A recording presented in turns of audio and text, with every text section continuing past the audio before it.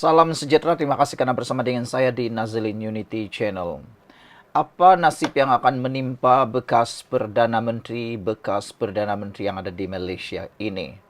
Kalau kita lihat, sejak menjak ini, bekas-bekas Perdana Menteri di Malaysia, banyak yang ada masalah. Antaranya, Tun Mahathir Mohamad. Sekarang ini telah pun ada konflik dan juga kontroversi besar melibatkan kekayaan keluarganya. Juga bekas Perdana Menteri seterusnya, yaitu Muhyiddin Yassin, sudah masuk di dalam kluster mahkamah pula berkait dengan penyalahgunaan dan juga penggubahan wang haram serta kes-kes yang berkaitan dengan jana wibawa. Telah masuk dalam kes mahkamah, telah pun didakwa. Apa pula nasib dengan Perdana Menteri yang seterusnya, yaitu Ismail Sabri Yaakob. Dikabarkan kesihatan beliau masih tidak mengizinkan. Tetapi yang menjadi tanda tanya daripada netizen ialah, bilakah beliau akan sembuh? Bilakah siasatan berkait dengan penemuan 170 juta ringgit dan 16 kilogram jongkong emas serta timbunan barangan kemas yang telah dijumpai itu boleh diselesaikan.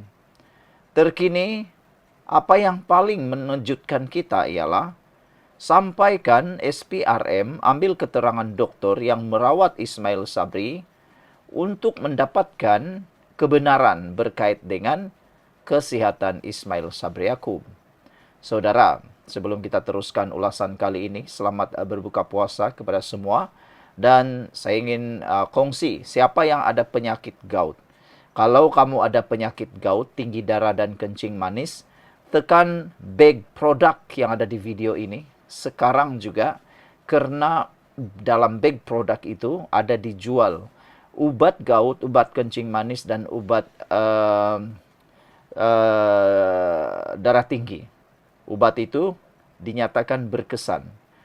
Beli cepat sebab harganya sekarang harga murah. Kami dapat promosi untuk dikongsikan kepada Anda. Beli cepat sebelum ianya habis waktu. Baik, sekarang ini apa yang berlaku kepada Ismail Sabri Yaakob ialah dia sakit. Walaupun banyak netizen yang cuba menyindir, kata mereka, tiba-tiba sakit pula selepas penemuan duit beratus juta itu dan belonggok emas. Mereka kata, kenapa sebelum ni macam sehat saja? Sejak penemuan 170 juta dan juga jongkong emas itu, tiba-tiba pula sakit memanjang, kata mereka. Namun demikian kita ingin mendoakanlah. Kita doakan supaya Ismail Sabri Yaakob segera sembuh. Pegawai penyiasat SPRM merakam percakapan seorang doktor berpangkat, akan merakam percakapan seorang doktor berpangkat datuk yang merawat Perdana Menteri ke-9 Datuk Ismail Sabri Yaakob hari ini bagi mengetahui status kesihatan sebenar ahli Parlimen Beras itu. BH dimaklumkan percakapan itu dijangka dilakukan di sebuah hospital di Petaling Jaya pada jam 3.30 petang tadi. Bagaimanapun, tiada maklumat lanjut didedahkan mengenai status kesihatan ahli Parlimen Beras itu. Malam tadi, SPRM dilaporkan berkata pihaknya mengambil kira keadaan kesihatan Ismail Sabri yang sebelum ini sudah menangguhkan beberapa siri pengambilan keterangan atas faktor masalah kesihatan. Tujuan SPRM merakam percakapan doktor yang merawat Ismail Sabri adalah untuk mengetahui tahap kesihatan beliau benar-benar berada dalam keadaan baik dan sihat. SPRM mengambil berat kesihatan bekas Perdana Menteri itu. Selain itu, untuk mengenal pasti penyakit dihadapi, katanya lagi. Ismail Sabri dilaporkan sudah memberi keterangan kepada pegawai penyiasat selama kira-kira 5 jam selepas beliau membuat pengisytiharan harta pada 10 Februari lalu. Beberapa hari kemudian, 4 individu, termasuk 2 bekas pegawai kanannya, ditahan SPRM untuk siasatan lanjut susulan serbuan di 3 premis yang menemukan wang tunai pelbagai negara berjumlah 170 juta dan 16 kilogram jongkong emas bernilai 7 juta ringgit di sebuah kondominium didakwa sebagai safe house. Sekian dulu untuk kali ini. Jangan lupa tinggalkan komen Anda. Salam sejahtera. Terima kasih karena bersama dengan saya di Nazilin Unity Channel. Hari ini sekali lagi Anwar tampil mempertahankan diri. Sekali lagi Anwar Ibrahim mendedahkan usaha jahat yang sedang dilakukan oleh pihak-pihak yang tidak bertanggung jawab, oleh pihak-pihak yang tidak tahu mengenang budi, orang yang jahat dengki hatinya. Anwar Ibrahim mendedahkan rancangan jahat yang sudah lama diatur bagi membuatkan kerajaan perpaduan madani ini runtuh dan dibenci oleh rakyat. PMO kata, wujud usaha jahat tanam persepsi kerajaan diam, Islam dihina. Itu pendedahan oleh PMO dalam laporan kali ini.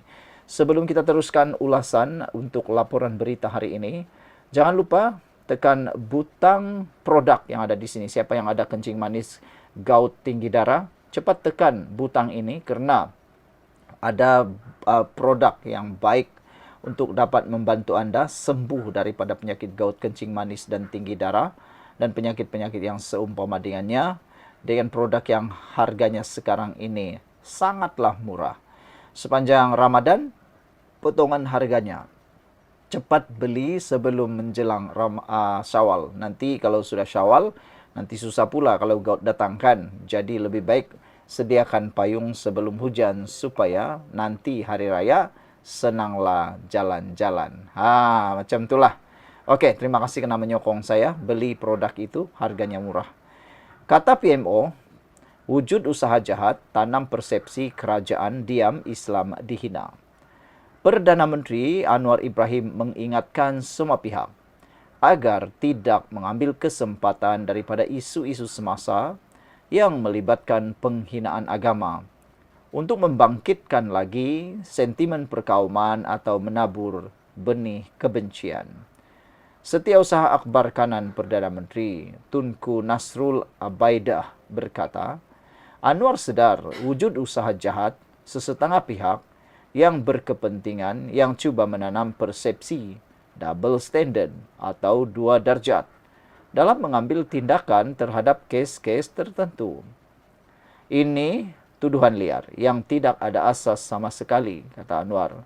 Sesiapapun yang menghina mana-mana agama di Malaysia akan tetap disiasat dan didakwa menurut kenyataan taklimat harian pejabat Perdana Menteri PMO. Tunku Nasrul menegaskan, tuduhan dan persepsi kononnya kerajaan berdiam apabila agama Islam dihina adalah fitnah dan tidak berasas. Dia memetik beberapa kes penghinaan agama yang disiasat, didakwa dan akhirnya dihukum. Apabila kalimah Allah dipersenda melalui penjualan stokin, syarikat dan pembekal masing-masing didenda RM60,000. Seorang lelaki persendah perkataan Allah didenda RM12,000 dan dipenjara 6 bulan. Peniaga jagung bakar letak notis perkauman didenda RM400. Harit Iskandar dan Cecilia Yap masing-masing didenda RM10,000. Hentikan hina agama dan kaum. Tuduhan dan persepsi kononnya kerajaan berdiam apabila agama Islam dihina adalah fitnah dan tidak berasas. Kesemua tindakan tersebut adalah berasaskan peruntukan undang-undang sedia ada. Dan setiap kes yang ada, puncak pelaporan akan melalui jalur proses dan hukum negara, katanya. Tunku Nasrul berkata tindakan berkenan mesej yang tegas buat semua rakyat Malaysia untuk menghentikan budaya menghina mana-mana agama, budaya dan kaum di mana-mana ruang di Malaysia. Usah biarkan hal-hal remeh merobohkan kekuatan dan keunikan kita tak kala negara sedang berkembang dan berada pada trajektori yang baik, kata taklimat harian PMO lagi. Saudara-saudara sekalian, amatlah mendukacitakan ada pihak-pihak yang mana sedang cuba mengatur langkah jahat bagi memburuk-burukkan kerajaan perpaduan, khususnya dalam kes melibatkan 3R. Purple Mouse kata, ini semua adalah naratif yang perlu dihapuskan Jangan karena politik negara kita hancur lebur, katanya lagi. Sekian untuk kali ini, jangan lupa tinggalkan komen Anda.